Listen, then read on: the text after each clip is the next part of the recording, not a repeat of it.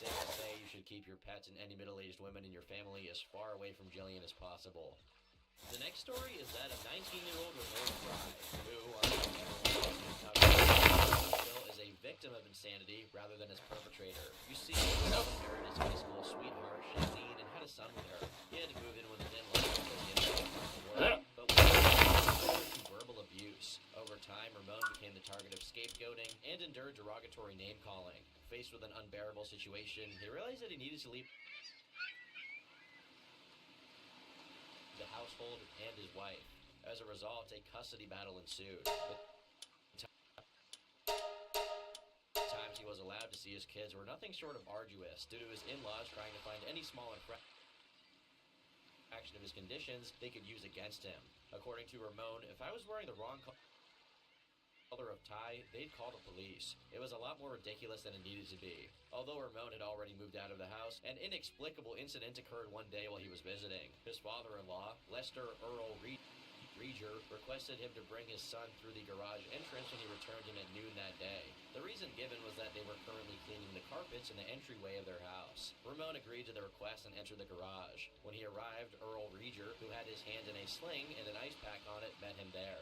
Earl claimed that he had accidentally injured his hand with a hammer and asked him to retrieve some wood from under a table in the garage, which was entirely covered in fire. While Ramon was crouching down to some wood, he noticed that Earl approached him. Quote, I knew something wasn't right, and I heard this pop. Heard in my life. Earl suddenly aimed a gun at the back of his head and fired. Ramon miraculously got up and pushed Earl away. Earl fired a few more shots, one of which struck Ramon in the hip. Ramon managed to flee the house, reaching the highway where he flagged down a passerby for help. Ramon later realized that Earl had employed a specific mob method, using a .25 caliber weapon that would lodge a bullet in his skull without it exiting on the other end, preventing any evidence that a gun had been fired from reaching the rest of the garage. He also deliberately aimed for the base of the skull to sever his spinal cord, ensuring an instant fatality. Ramon only survived because the gun was off by an inch, with the bullet instead landing in one of the thickest places in the skull. Earl and his wife, Erlene, Ramon's mother-in-law, had prepared a hole to bury his body in advance, big enough to actually bury his car in it as well. It's like the stuff you see in Hollywood, but actually happened. They dug a big hole, actually big enough to bury the car. They thought about actually just throwing the whole vehicle in there. As it turns out, Reger had a criminal history that helped explain how something like this could happen in his hands. He had done the same thing 25 years ago. At the time, Ramon was only aware of the version of the story he had been told, which is that Earl and his previous wife Simone got in a scuffle and she fell and hit her head on the sink, suffering a fatal head injury. Safe to say that wasn't even remotely close to the truth of what happened. This was not she slipped and hit the sink. This man beat her into hamburger. There was so much bruising up and down all over her body and so much blood splatter in the house. They went, those little UV lights, they go and try to scan the walls. They had a handprint from this woman that went down the front door where she was trying to... So he beat his wife to death, and he went to prison for it, served time, and wrapped her up, disposed of the body, got out of prison eventually, then shot you in the head, planned on wrapping you in plastic, burying you. Now he's in prison for that. A news article about the trial further describes the particulars of this incident. Reger pleaded guilty in 1985 to the beating death of his 27-year-old wife, Simone Reger. Her body was found in the Snake River in August 1984.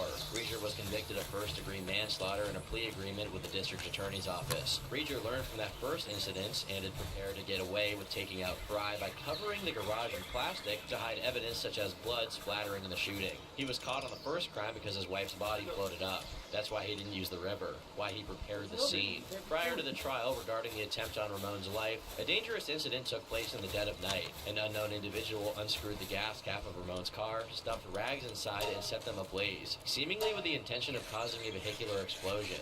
The ensuing fire would have jeopardized not only the car, but also the house where Ramon was residing. Suspicion quickly fell upon someone with clear ties to Ramon's in-laws. During the trial, both Earl and Erlene were found guilty. Earl received a sentence of 130 months, while Erlene was sentenced to a mere 90. Both maintained their innocence during the trial, entering pleas of not guilty. Erlene's defense rested on the argument that the entire scheme had been Earl's idea. Earl, on the other hand, shifted the blame back onto Ramon, claiming that Ramon was the one who had confronted him with a gun, leading to a struggle where he disarmed Ramon and shot back in self-defense. Earl further alleged that he suspected Ramon of mistreating his own grandson, an accusation that was disproven during the trial. Notably, there were 2 additional individuals involved in this elaborate plan. Todd Mulvaney, acting as co-conspirator, had dug the grave and provided the gun for the crime. It was agreed upon that he would be paid $1,200 for his involvement. Another co-conspirator, John Fritz, testified against the others, providing information that was crucial to the prosecution. Ultimately, the evidence implicated a total of 4 individuals in this sinister plot to end Ramon's life. Ramon described experiencing symptoms of paranoia after all this took place, which is more than understandable all things considered, though it was foreboding of worse things to come. The shooting, I don't want to call it paranoid, but I have experienced certain tics. I really don't like when people stand over me now. If someone stands behind me, I'm always looking over my shoulder. When I'm in a classroom, I always have to sit to the rear. I can't sit up in the front. I can't really drink unattended in the room because someone poisons when I walk out. And I know it's not real, but it still kind of registers back there in the back of my mind. The custody battle was still ongoing after the trial, and Ramon's appearance on Dr. Phil and his final outcome remains unknown. However, a subsequent update on the situation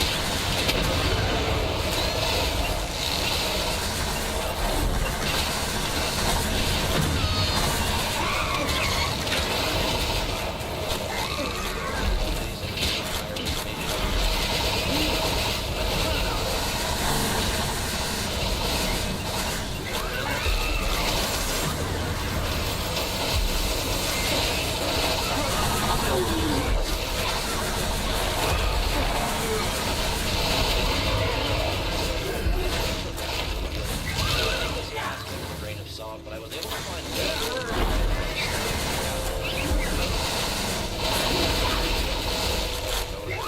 and it doesn't mean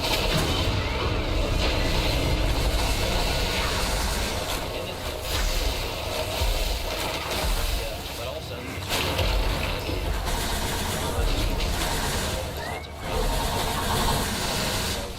makes sense.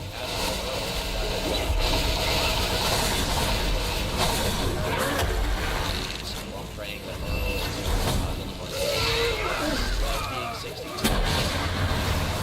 Identity isn't everyday occurrence. As a result of scammers looking for a way to make employees often unsuspecting victims. However, what isn't an everyday occurrence is someone mysteriously stealing another person's identity without any clear financial incentive. Sure, there are myriad motives for doing so other than money, but they get progressively God doesn't want you to do it. One such unorthodox manifestation of identity theft is digital kidnapping. You'll find a way. Where an unfamiliar person appropriates a minor's photo from the internet and presents them as their own child. They share these images on their social media accounts. Why don't you restart your shit? Why don't you save? And positive responses they receive for showing off their supposed kids. Sometimes specific hashtags are employed alongside these pictures to indicate to onlookers that the individual posting them is participating in role-playing and constructing a fictional world that is distinct from their real life. But sometimes they leave no indication that what they're doing is fantasy.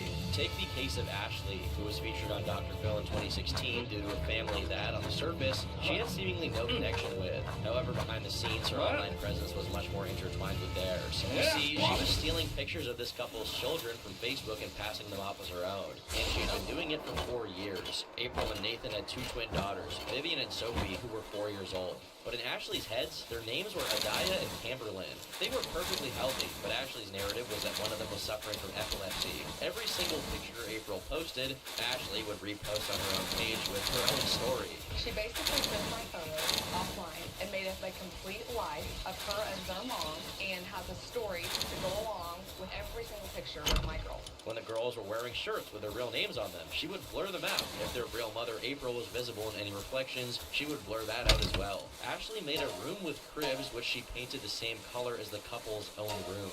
She went as far as framing pictures of the girls and scattering them all over her house. April and Nathan called the police on Ashley when they first discovered this, at which point they discovered that she had been previously arrested for burglary, assault, and computer fraud, and had spent time in jail for these offenses. However, the police said they couldn't do anything because, obviously, taking someone else's photos and re-uploading them isn't a crime. They tried asking her to stop before, but she didn't relent.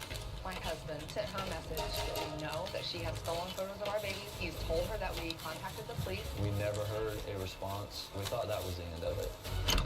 Ashley's narrative included the caveat that she lost custody of the children and her mother-in-law had custody of them instead, an excuse she evidently made up so she wouldn't have to produce the children if anyone asked her to, but she made comments indicative that soon that might change, which was worrisome for the couple.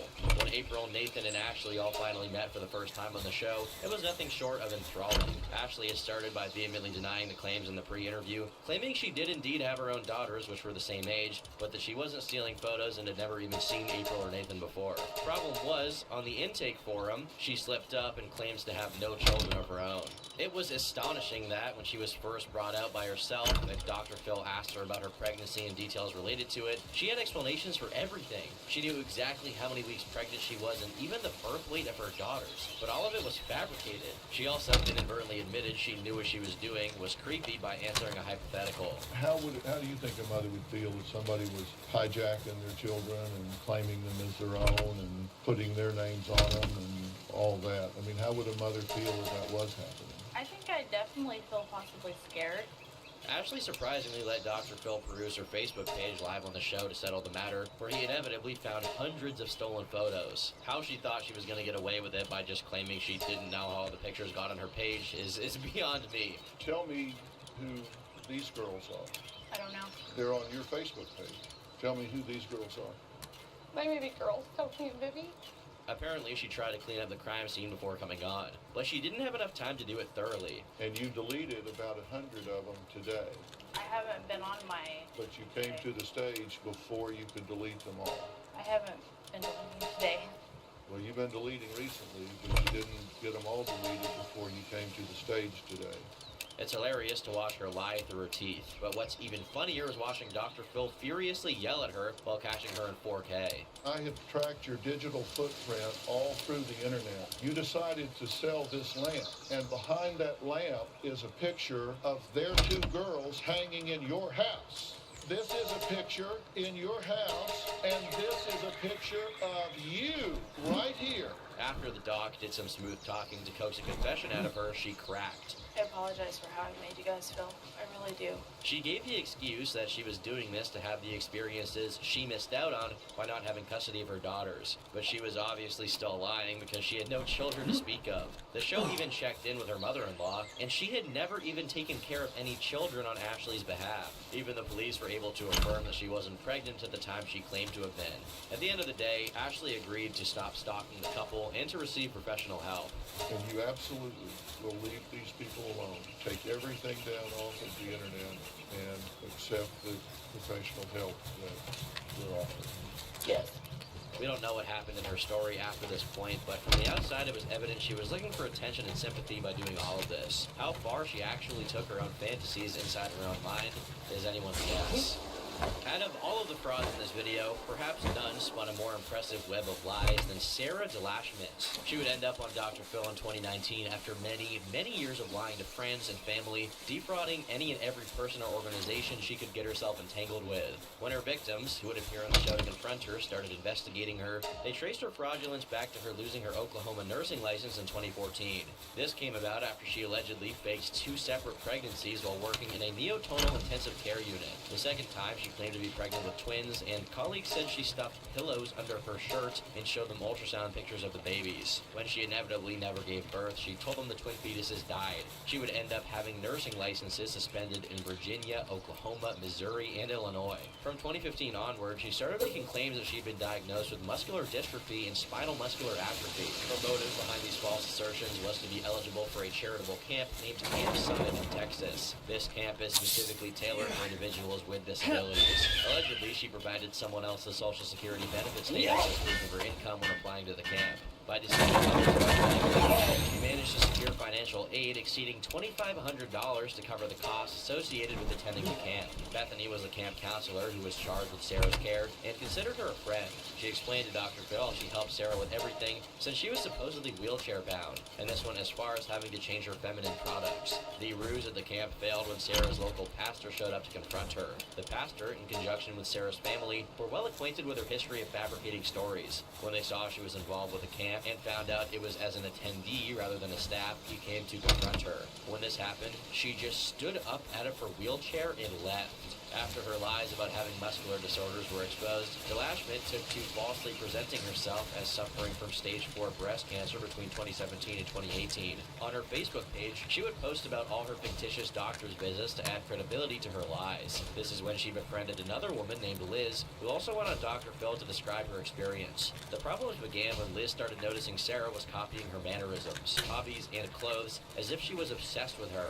On top of this, Sarah would message Liz over 100 times a day, under the pretense that she was suffering incredible amounts of anxiety and pain due to her breast cancer. Liz hoped she could help out what she thought was a poor woman suffering from a horrible disease, so she obliged every whim. Arguably, Sarah's most crucial mistake was when she lied about having a husband named James, whom she even made a fake account for.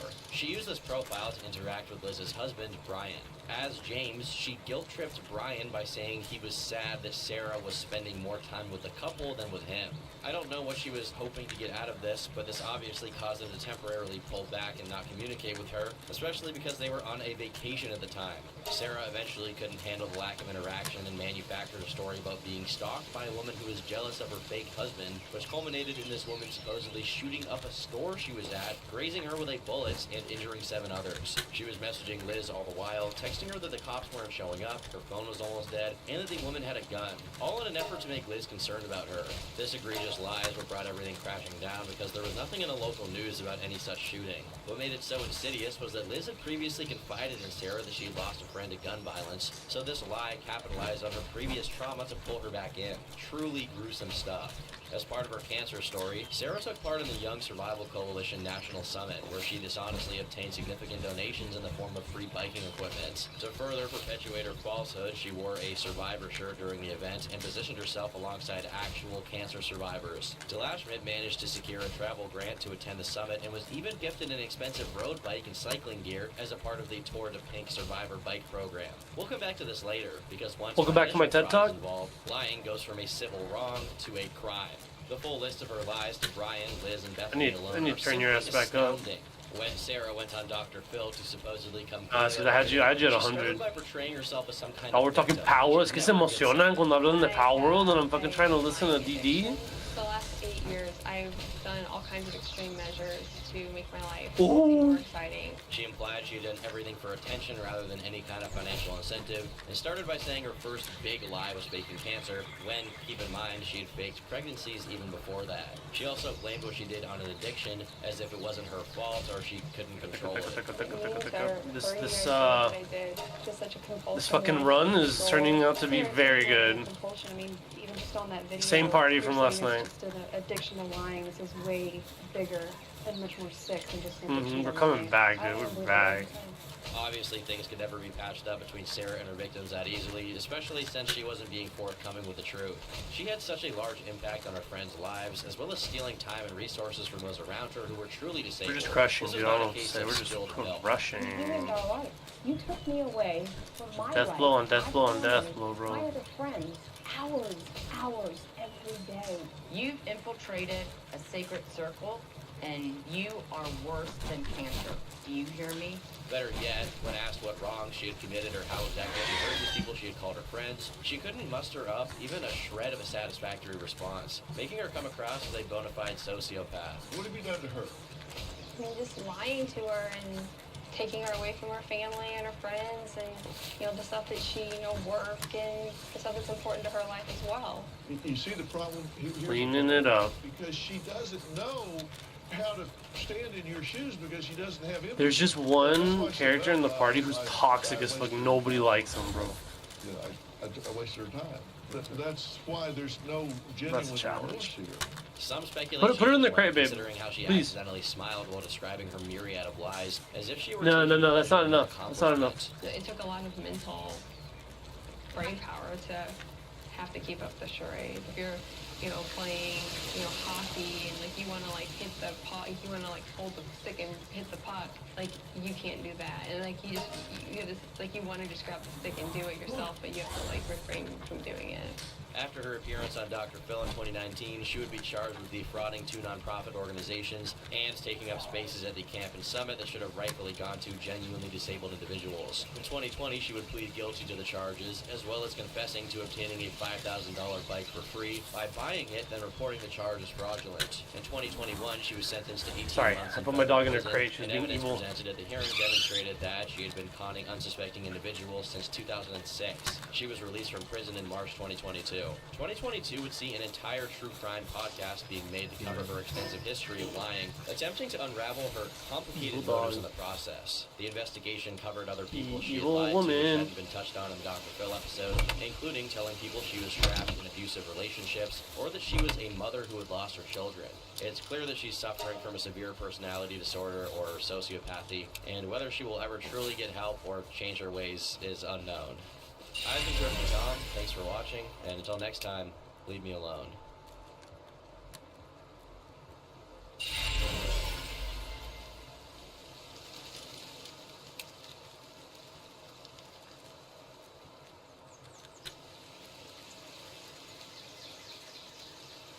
How low would you go to get rich? Everyone has a price for forsaking their dignity in order to acquire some cold, hard cash. But for a majority of people, that price is in the range of being set for life if it means irreversible humiliation. Figures in the ballpark of $10 to $20 million will make almost anyone do almost anything if it means they don't have to go back to their 9-to-5 wage cages. And this sentiment is largely shown on YouTube as well. Creators like Nikocado Avocado have inflated their body to elephant size by consuming dump truck portions of food, along with playing an over-exaggerated character that screams all the time in order to extract as much monetary gain as possible.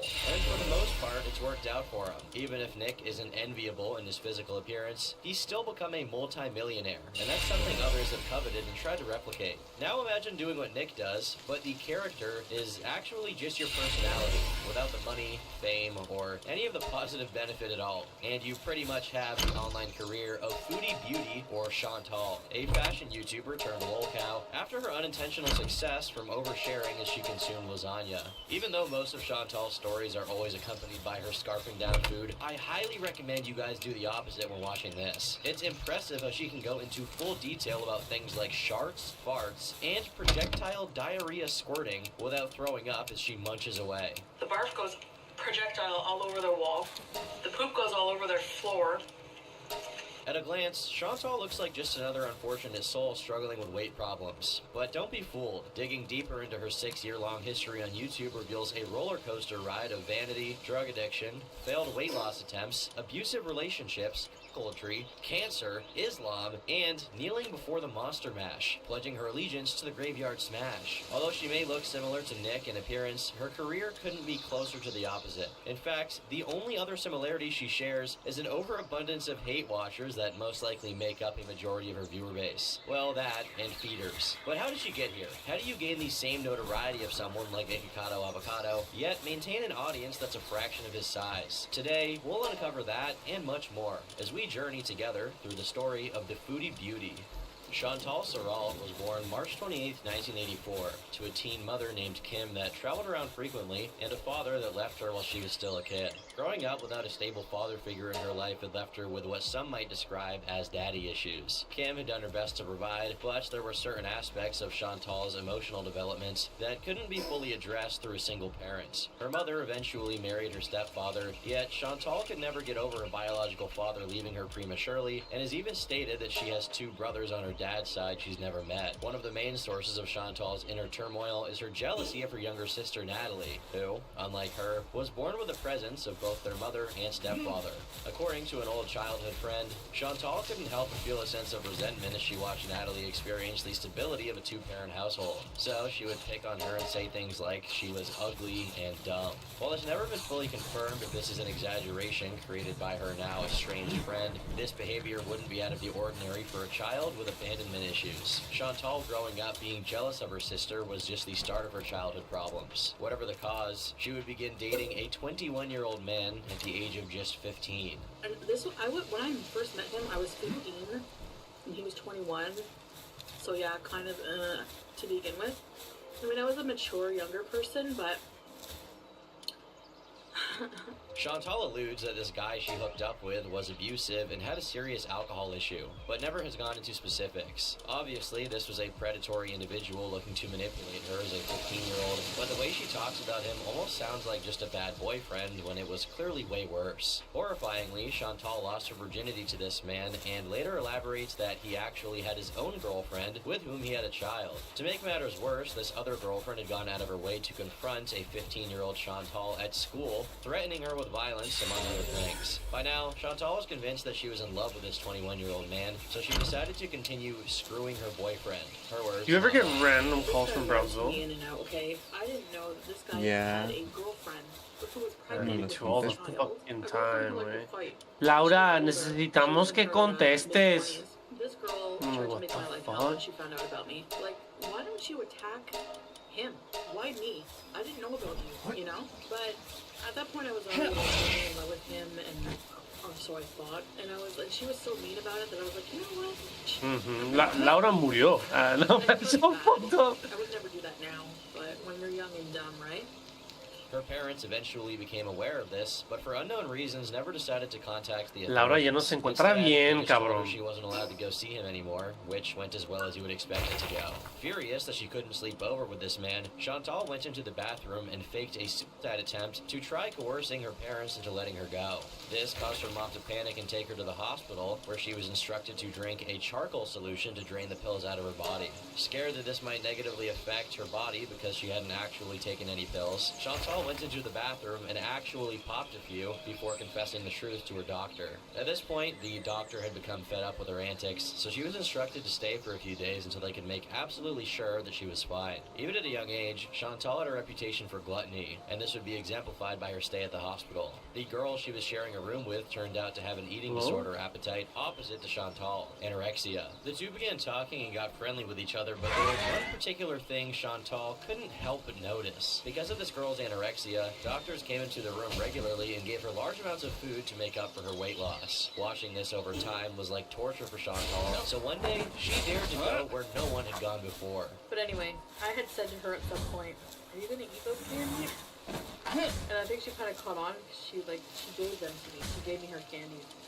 After getting discharged from the hospital, Chantal's parents refused to let her come home if she continued to spend time with the 21-year-old, so she was moved into a group home for teenagers. This group home is where things went from bad to worse, and is one of the pivotal things that contributed to Chantal's corruption during her formative years. Keep in mind, Chantal was still a high schooler while living among homeless teens, and she was surrounded by crazy amounts of drug use almost every day. In her environment, underage hookups were the norm, and they slowly became a norm for her as well. Chantal has told too many hookup stories to count, but the most notable during her high school years involved her taking home a fingerless man from a bar. No, that's not a euphemism. This guy literally was missing fingers and was probably a decade older than her. When the two arrived at the bedroom to partake in activities, the guy passed out before they could do anything of note. To Chantal's horror, while they were sleeping in bed, this fingerless fellow curled up to her and started to cry for his mommy. Getting freaked out at this, Chantal saw that most of the teens in the home she was staying in smoked weed, so she wanted to get some as a means of relaxing after her experience with Kid Named Finger. Big G is an individual she met while in the group home, and he clearly expressed romantic interest in her. Seeing this as an opportunity, Chantal decided to manipulate Big G by pretending that she had an interest in him so that she could get free.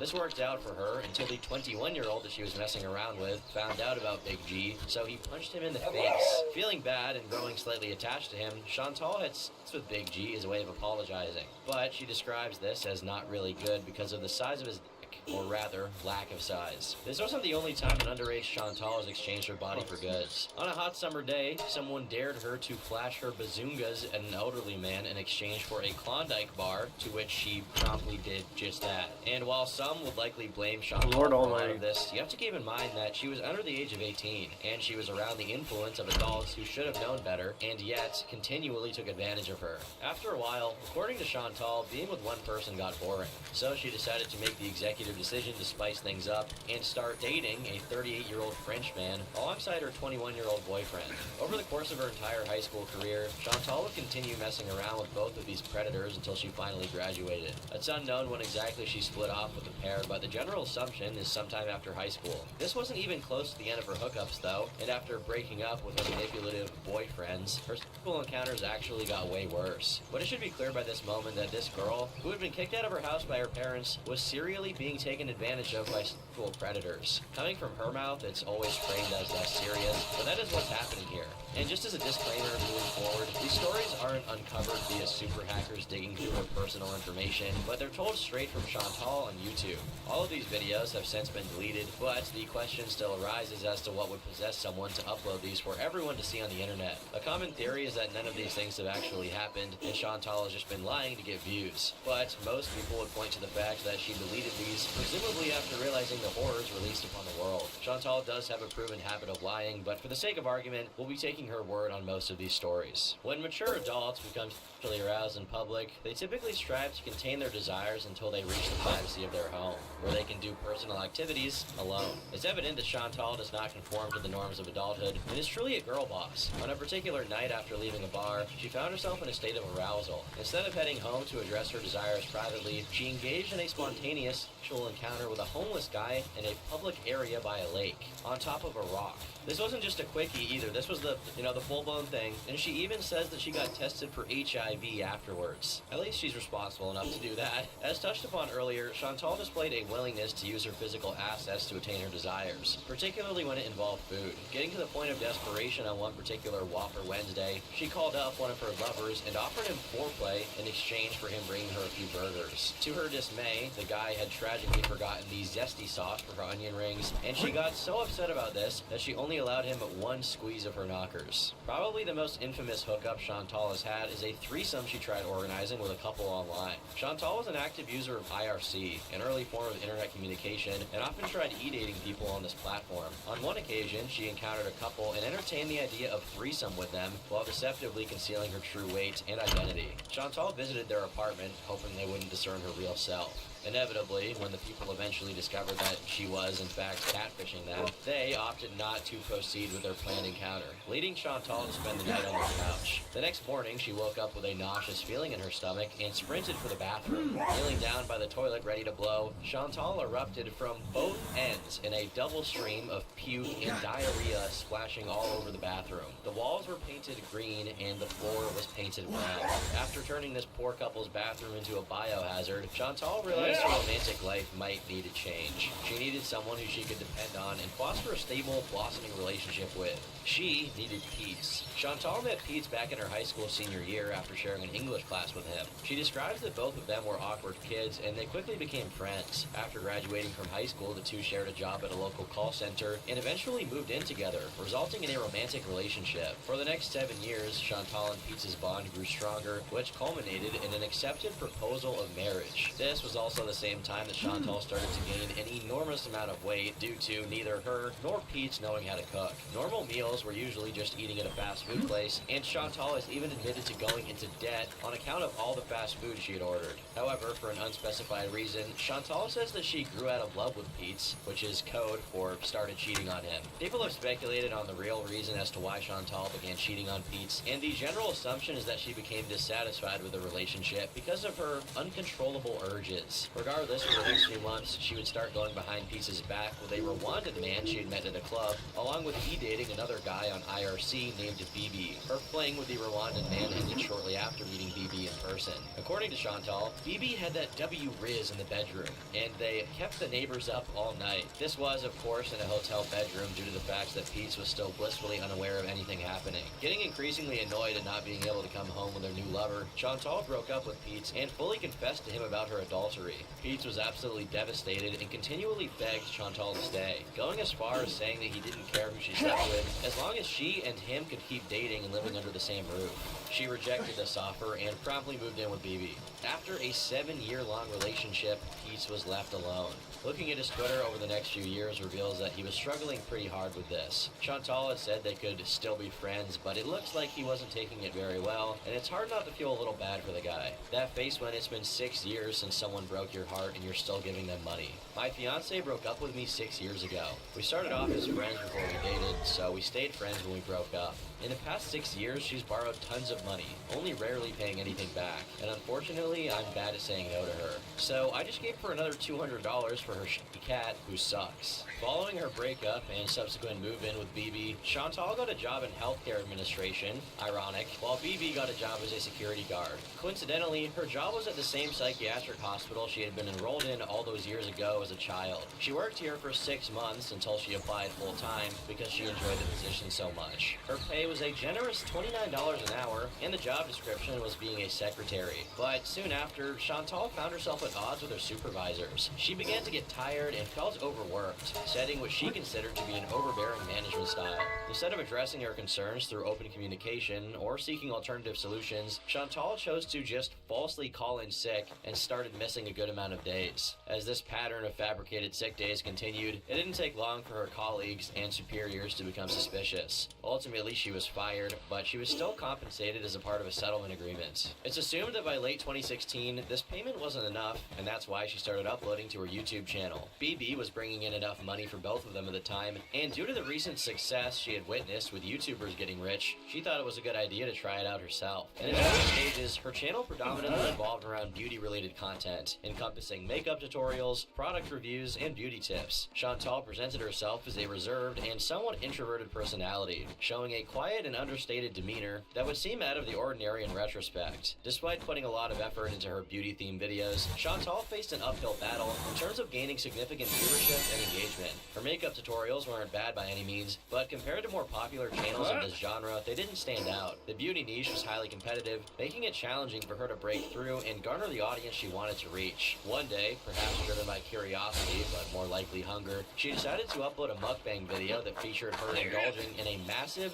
delectable lasagna meal. This departure from her beauty-focused content marked a watershed moment for her channel. To her surprise, this mukbang video garnered a significant amount of attention and attracted more views than any of her previous uploads. This unexpected success sparked the transformation of her channel into what we now know as Foodie Beauty. As views rolled in, Chantal gradually had a distinct shift in content and persona. Her channel evolved to becoming a hub for all things food, and she discarded beauty content altogether. The success of the lasagna video began the start of a phase where she started to overshare personal stories while consuming whatever food she was reviewing. And by reviewing, I mean shoving it in her face. These stories gained a reputation for often being highly intimate and usually flat out gross, as demonstrated with the previously mentioned bathroom incident. This oversharing and a more expressive personality became integral to her content, making it distinct from the reserved demeanor she once projected. Moreover, Chantal's newfound direction in content creation attracted what some might consider to be a unique and dedicated following, particularly those interested in feeder content. For those of you fortunate enough to not know what a feeder is, allow me to ruin your day real quick. According to the National Library of Medicine, feederism is a fat subculture in which individuals eroticize weight gain and feeding. Feeders are individuals who claim to become sexually aroused by feeding their partners and encouraging them to gain weight. Very little is known about this population. What little is known about this subculture has probably been studied via Chantal's comment section. It's unknown how aware she was of this at the time, but in any case, her content definitely fulfilled some viewers in more ways than one. Hey you, good to see you again. I'm like a little kid in the candy store. Damn, you look so beautiful, my friend. Love the video. Kisses and hugs. Love you. XOXO. Although her content revolved around devouring copious amounts of food while sharing personal anecdotes, Chantal always had expressed her interest in wanting to lose weight. Even before the lasagna video, she openly discussed being ashamed of her weight gain, and even stated plans to incorporate exercise into her routine. 2 weeks after her big break, Chantal started to realize making this successful content was rewarding her binging habit, and this could lead to an extremely unhealthy cycle. In a video titled Subscriber Q&A, answering all your questions, she says that mukbangs would have to take a backseat in her channel, as her primary focus would now be on prioritizing her health. This was a moment of hope for her growing audience that weren't feeders. They genuinely believed Chantal might truly be committed to her goals of losing weight. Sadly, this optimism was short-lived. Merely 2 days after the declaration of a content and lifestyle shift, Chantal walked back her statement and announced that while junk food would not be the mainstay of her videos, it would still make appearances as an occasional treat. This abrupt reversal left her audience confused, as this clearly wasn't going to help her lose weight. Throughout this time, Chantal shared her thoughts on her weight loss journey in one of her videos, indicating that she was actively considering various options to shed excess weight. Her contents briefly reflected her renewed commitment to health as she began incorporating healthier food choices into her mukbangs. However, the allure of fast food and indulgent eating habits proved impossible to resist for Chantal. Her commitment to healthy eating quickly faded, and her videos reverted to their previous patterns. This back and forth left her viewers disappointed and started to build a slow resentment from a portion of her audience. In a last-ditch effort to maintain her audience's trust and potentially create a divide between her mukbang content and healthier living, Chantal created a second channel dedicated solely to her weight loss journey. Obviously, her fans were not that easily deceived. They saw through this and commented that the unhealthy eating habits persisted, and there was no point in eating healthy on one channel if she was going to do the opposite on her main. The criticism escalated, eventually pushing Chantal to address her audience directly. Early on, she had seemed candid on the criticisms and advice she had received, but now it looked like she was flat out angry. I'm closing my weight loss channel. My other channel, I'm shutting it down.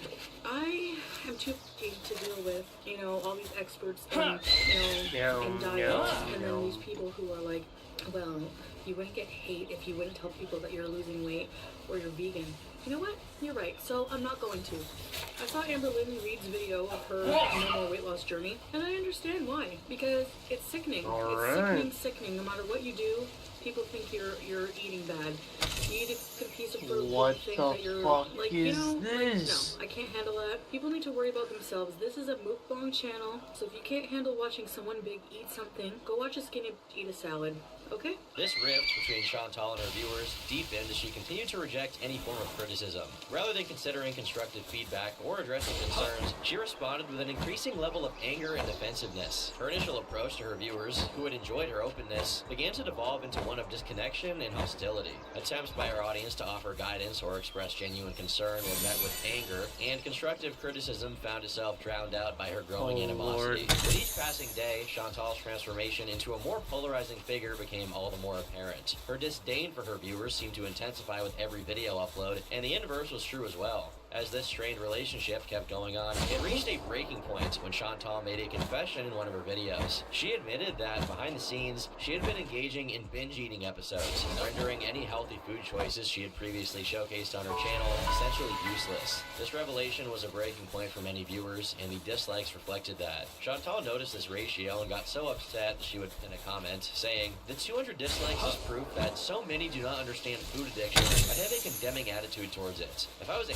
addicts, though, the sympathy would be pouring in. This experience makes me want to reconsider sharing my personal life online. People want you to be honest and real, and then ridicule you when you are." Chantal's discontent with her viewers was palpable, and it seemed that her frustration was escalating. She even posted videos wherein she talked about the toll that the mounting criticism was taking on her mental health. At times, she declared that she was finished discussing her weight on the channel altogether, and the mukbangs were just going to be her life now. This animosity that brewed within her seemed to physically manifest when, in September 2017, Chantal received a diagnosis that she had ovarian cysts. These cysts had the potential to interfere with various hormonal processes, posing a threat to her fertility. It looked like this was a sobering wake-up call for Chantal, and initially, she responded by, again, attempting to adhere to a healthier diet. At first, she actually did keep a healthy diet for a few weeks, and it finally looked like she was on the right track. Unfortunately, this was short-lived. On October 26, 2017, in a video that would leave many viewers disheartened, she returned right back to her old habits by consuming a mammoth pizza and a brownie. In this video, she openly admitted to surrendering and giving up on her aspirations for better health. One thing that really stood out too was a depressing remark Chantal made that could easily be the prologue to represent her entire life. "I don't remember much about my childhood, but I do remember my first bag of chips." Weeks later, she fully reverted back to her junk food consumption, repeatedly getting angry at those who criticized her choices. By this point, Chantal's viewer base had undergone a complete transformation and was now predominantly composed of hate watchers, people who tuned in not because they genuinely enjoyed her content, but because they were morbidly fascinated by the train wreck that her life had become. News of Chantal spread like wildfire across the internet, leading to discussions and threads on websites like Kiwi Farms. Through these outlets, people began to notice a recurring pattern in Chantal's behavior that she had seemingly repeated several times over. The pattern got so predictable that they happened to Chantal's psyche cycle, creating a graph that detailed what it was. A stark reflection of her inability to break free from a self-destructive loop, where she would briefly show glimpses of determination, only to once again succumb to her old habits and confrontations with her audience once again. The Chantal cycle became a topic of fascination and discussion amongst her detractors and critics. They meticulously documented the various stages of this cycle, which typically began with declarations of intent to pursue a healthier lifestyle and promises to change her eating habits. This initial optimism would often be followed by videos of apparent dedication, during which Chantal would make an effort to incorporate healthier food choices into her content. But almost inevitably, this commitment would crumble under the weight of her inner gluttony, leading to a return to indulgent, often excessive eating habits. Usually, she'll make a video admitting to this failure and start ranting about this binge eating disorder, threatening users that she will start disabling comments if they stay negative. Then eventually, she'll disable comments and go back to regular fast food mukbangs and off-camera binges. A drop in subscriber and view count is sure to follow, along with her saying things like, "Stop involving me in drama." This is the anger stage, as she lashes out at viewers for a bit. Finally, comments would get re-enabled, and Chantal would have an emotional video where she goes through an awakening, promising she plans to start a new diet and get her life back on track. The amount of times this cycle has been documented and repeated throughout history was truly a wonder to behold for viewers, and Chantal's infamy would continue to grow as a result. The Chantal cycle in particular became a central focus of discussion, with members of these online communities attempting to predict when and how it repeated itself. Threads became a hub for those who wanted to share their perspectives, analyses, and sometimes their frustrations with Chantal. The overarching sentiment in these discussions was one of comedic disappointment. Many felt that Chantal had been given ample opportunities to make meaningful changes in her life, but that her constant backtracking and confrontational attitude had left them disillusioned. Chantal had endured a relentless barrage of negative attention for an extended period of time by now. She had faced the wrath of reaction YouTubers dissecting her content, the disapproval of viewers who once supported her, the ever-watchful eye of Kiwi Farms, and the consequences of her own choices. In an attempt to counter the relentless critiques and the growing chorus of detractors, she decided to go on the offensive and fight back in any way she could. In April, someone registered on the Kiwi Farms using the username Manic. This person asserted to have a history as an old childhood friend of Chantal and shared anecdotes about her past that I've previously mentioned. Naturally, the online community remained skeptical, given that anyone could have made this account and spun up any story they wanted to without any proof. Still, it didn't take long for the validity of Manic's statements to be inadvertently confirmed, courtesy of Chantal herself. Manic revealed that Chantal sent a vitriolic email laced with insults and threats that she would report her to Child Protective Services if she didn't cease her storytelling. The mountain. Excuses for The mountain is ahead of us, because you have self-hatred issues, which is why you used to kill yourself and threaten suicide. And now you're taking it out on me. You sit there and talk about my eating disorder with my trolls, but what about the self-harm you used to do? Again, don't come for me unless your closet is clean, which it is not. You're in a very dark place, and I would get help for that if I were you. Tell me, how as a parent do you have the time to sign up to forums with edgy names like Manic when you were a single mother of two? What kind of example are you setting for them? If you ever mention another thing about me online, and I will be checking, I will be sending all of the screenshots to CPS in your hometown and to the authorities for harassment. Chantal would then send a second email 3 hours after the first. She most likely saw it get published on the thread and wanted to follow up with clarification. I don't believe a parent who spends all day online spreading bullshit and cyber harassing and getting high deserves to have children. So yes, I will make the call if I have to. What kind of example are you setting for those kids bullying others online?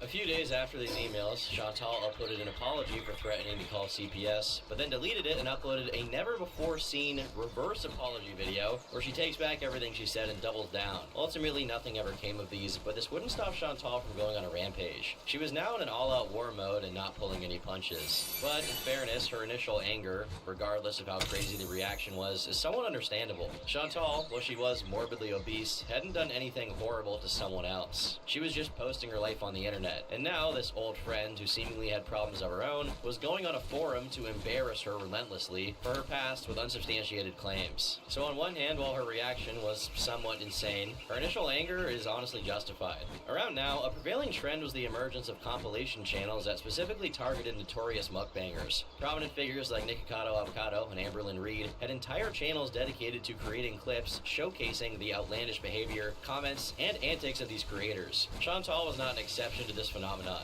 Her constant farting and discussions about her bowel movement provided ample fodder for such channels. In fact, on certain occasions, occasions, these compilation channels even outpaced her own content in terms of viewership and engagement. One such channel that operated within this niche was the Spitting Drama Llama. This channel specialized in creating content about fat creators, and Chantal, being a prominent mukbanger, inevitably became a recurring figure in their compilations. However, over the months, Chantal had become accustomed to controversy, and she had discovered a deadly tool to use: copyright claims. With the power to wield copyright claims on YouTube, she could effectively remove content that portrayed her in a negative light and exert a degree of control over her online image. And it was particularly easy to her, as many of these channels were just re-uploading clips from her channel, with little commentary.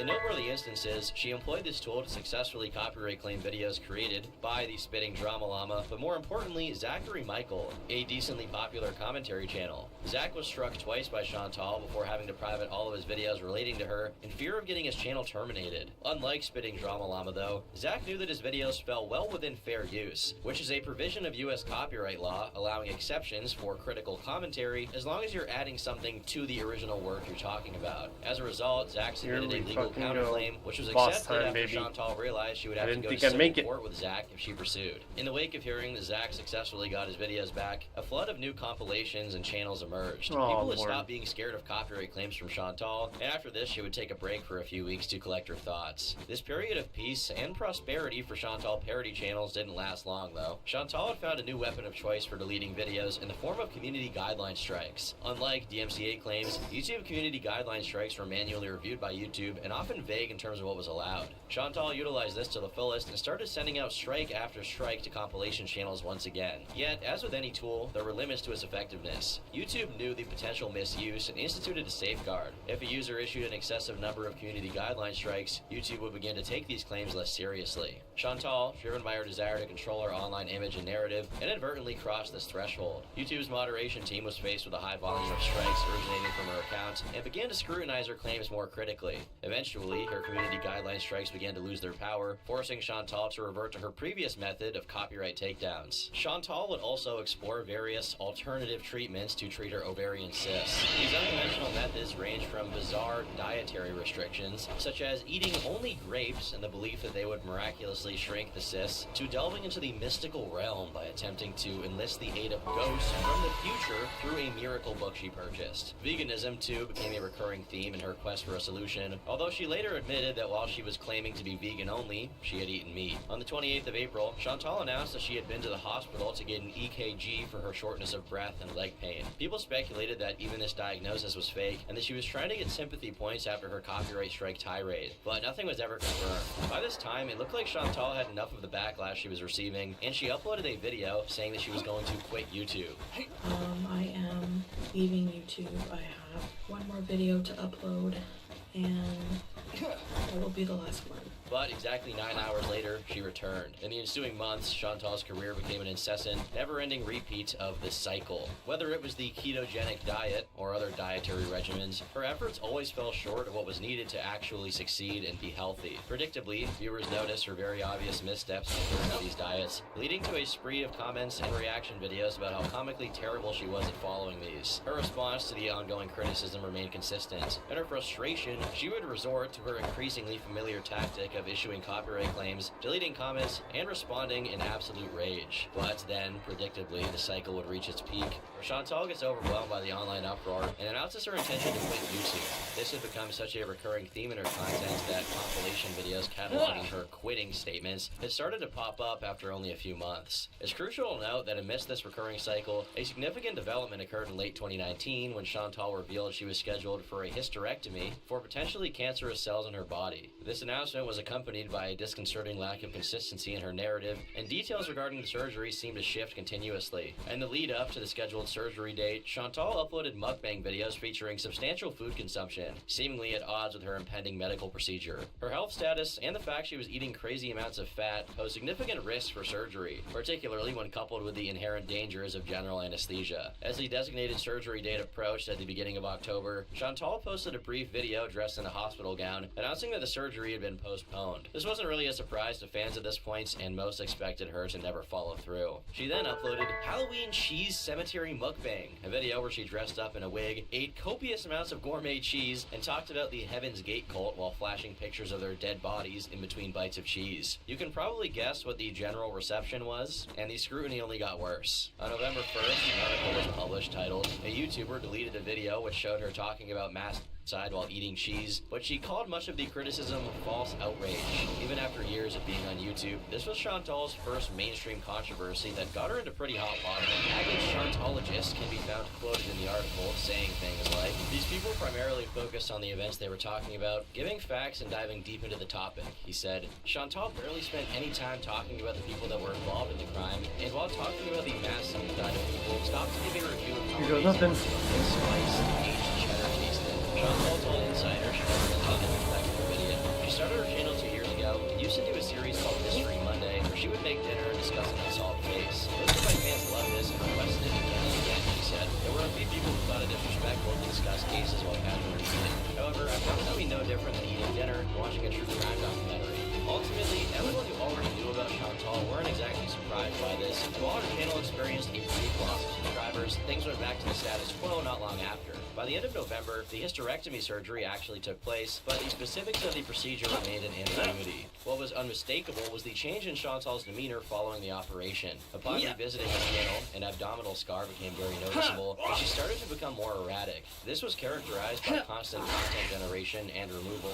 along with the perplexing act of consuming food despite her visibly declining health. Celebrating the new year of 2020, Chantal spent the night alone in a hotel. Well, kind of. She says that she was invited to celebrate New Year's with a friend that she usually bailed on, so she got a hotel for 2 nights and was ready to go partake in festivities. But at the last moment, she said she started feeling down and decided not to go. Viewers theorized that this down feeling she got was a result of her recent hysterectomy and that she was in menopause. Chantal explains that while she's been in this hotel, BB has been working the night shift and that he wouldn't be able to spend the new year with her. This wasn't new information for people, but it did paint a picture of the frustrated BB. Chantal's channel barely pulled enough views to make $300 a week, so BB had to support both himself and Chantal almost entirely with his one job over the years. Meanwhile, she was in a hotel room, which, costs money. While live streaming, the video suddenly cut out, but returned soon after. Chantal says she cut the stream because she got surprised by someone that walked into the room and revealed who it was in comical fashion. My last live cut out because somebody came in that I wasn't expecting. Guess who? Introducing.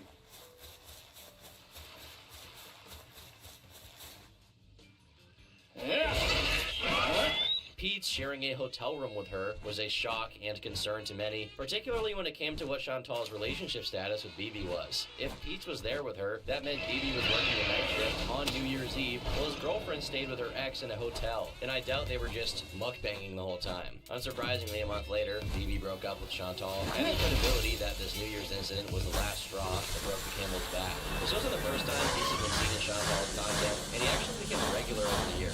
When staying in a hotel with her was probably what crossed the line for BB. It was also obvious that BB absolutely hated being filmed whenever he sparsely appeared in one of Chantal's videos. Every time he did materialize in a vlog, he would always have a 1,000-yard stare, and his facial expressions were usually that of disdain or embarrassment. BB never looked like he wanted to be around her. He always looked miserable. After BB dumped Chantal, he immediately kicked her out of his apartment, and Chantal stated that she was moving back in with Pete. Make no mistake, the two were back together as a couple, but because BB was the one who paid for rent and most of Chantal's expenses, she needed someone else who could do the same while she kept making videos.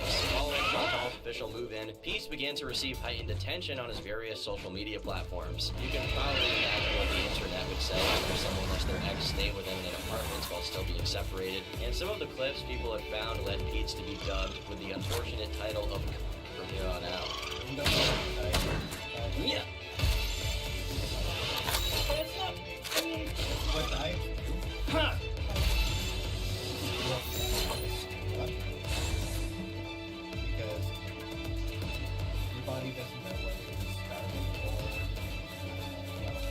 This attention seemed to be a little too much for Pete, and he responded in a multi-tweet thread issuing his gripes. I was curious what my friends' haters thought about the recent videos I was in. Most of the comments were just boring. The usual, more safe crap that douchebags like to toss around. But a couple of things were ridiculous enough to deserve brief responses. Chantal does not, in fact, control my banana consumption. I didn't feel like having a banana right that moment. Aside from that one bag of Ruffles, Chantal doesn't really steal my food. I keep my snacks in my room because it's convenient for me. Chantal and Pete seemed to get along fine for the next few months, but after a while, things started to get heated. When spring rolled around and the fungus was in full effect, tensions between the two began to brew. The lockdown had forced both of them to stay cooped up with each other, and eventually they started to get a little stir crazy. This tension reached its apex in September when Chantal received an email from a troll threatening her with her family's docs. Inside the email, Charlie motherfucking Gold. Charlie Gold is one of Chantal's biggest detractors and often made videos poking fun at her. Given their shared history of past rivals,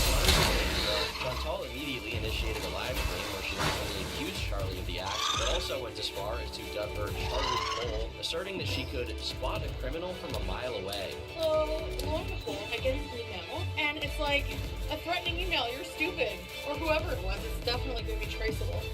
So she's like, anyway, I don't think it's her because there was a quote by Sun Tzu in it. Probably too intelligent for her. But anyway, it's like, you better think again before making any community posts against me or anyone else you deem bullies on YouTube, because you don't know what your critics, what information they have at their fingertips. I could just picture her writing like this. You better watch it because, and she put my mom's full name. She doxed my mom, like her address and her phone number. I knew she would play dirty like that. It's only a matter of time till her true colors, because she's a piece of So here's the thing, Charlie Cole, I dare you. For those of you that didn't notice, Charlie is a black woman, so Chantal calling her Charlie Cole and saying that she knows a criminal when she sees one didn't exactly receive the most positive reception, especially when it was shortly after the recent BLM riots. Viewers also pointed out that whoever sent that email could have been anyone, and that just because they signed it with someone's name didn't mean it was them. Charlie denied sending any email of this, but was reasonable and accepted that this was all just a big misunderstanding. Close to the start of 2021, Chantal's health had reached the lowest it had ever been before. The past few months had been a non-stop deterioration of her body, and she had been diagnosed with diabetes as well as continually losing her hair. Her attitude and usual patterns were rapidly changing. The topics she would bring up on her videos and live streams kept getting more and more sexual as time went on, and she had even talked about wanting to buy a male sex doll to sleep with. In February, she initially launched an OnlyFans account that was quickly abandoned, yet she continued to openly discuss sexual topics, going as far as considering hiring a male escort for her birthday. This trend in promiscuity would reach its tipping point when Chantal met up with a fan named Frank on March 28th during a live stream titled Let's Be Frank. Frank clearly was just there to get a few minutes of fame, but for Chantal, this is what sent her on a never-ending love quest to find a new man. Soon after, she frequently hopped on live streams, regaling her audience with tales of the men she encountered on Tinder. According to her, these gentlemen consistently boasted wealth, fitness, physical endowments. Aló, ya llegó papi. None of this has ever been actually confirmed. Watchers started wondering if these tales were as true as she said they were. This Tinder saga Dude, I'm getting close to the end of this thing, dude. I'm on chapter 3's almost boss, like the build up to the boss. Savage, we're struggling. You know how it goes. After the success of his stream, though, Chantal transitioned primarily to live streaming, which resulted in a growing number of insane moments for her fans. This shift to live content also meant that Chantal was unfiltered, and when it came to entertainment value, there was simply no recording videos into the unscripted chaos of live streams. Anything could go down. These streams became a magnet for viewers, drawing in not only her dedicated hate watchers from the past, but also a substantially growing fan base of perplexed bystanders. Chantal's new love arc was looking promising, but even the most dedicated of haters or feeders could not have dreamed of what happened next. Chantal scoured through plenty of fish in search of another man to satiate her needs. It wasn't until April that her search was successful, and she dubbed this new prospect the Egyptian Man. On the 21st, Chantal took to a live stream to recount her first date with this enigmatic individual, all in front of Pete's, of course. As she puts it, this was no ordinary evening out. Instead of the conventional dinner and conversation scenario, things took an extreme turn. The Egyptian Man surprised her with an unexpected offer, a buffet of illicit substances, including Moroccan hash and cocaine, which Chantal immediately accepted. And we get totally debate. And then he this is, I don't want to say this, but I don't do this on a regular basis. I don't even do it really, but I did it for some reason. I did it, and it's not good to do. And if that changes your perception of me, I apologize. But I just like busted out. What followed was an intense encounter marked by rough and aggressive sexual activity, according to Chantal. The Egyptian man left bruises all over her body, especially in one particular spot.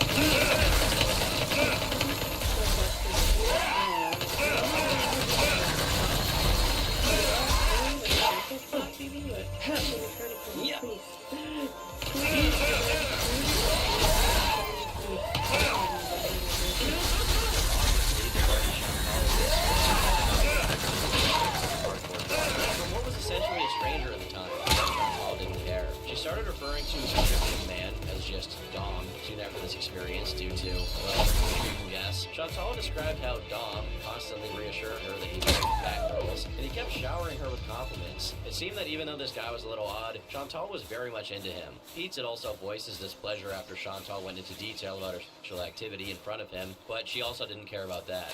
So yeah, that was it. And it was just really, really sensual. A lot of making out and stuff. That's what I like. Oh, very I don't like this guy. In the days immediately following her initial date with the Dom, Chantal continued to see him and went on to have 4 more dates at his house. Each of these encounters seemed to escalate in terms of substance use, with Dom introducing more drugs into the mix with each meeting. Dom didn't stop at just pushing the boundaries with drugs. He also repeatedly broached the subject of engaging in group teams. On one occasion, he even went as far as inviting Chantal to participate in an orgy. Despite Dom's persistent suggestions and invitations, Chantal remained resistant to the idea of group No! sex. Ah, She was come on. and had no intention of doing anything in that realm. Fucking This unease bullshit. kept getting worse during their 3rd date at Dom's house. When Chantal arrived, she was surprised to find an unfamiliar man present. This stranger said hello and threw $50 in her direction. Dude, brazenly such asking her to bullshit. expose I her lost my breasts tank at the because very he thought she end, was an bro, escort. before I even got to the last boss. He throws Fucking money at gay. me. It's just like, let me see your boobs.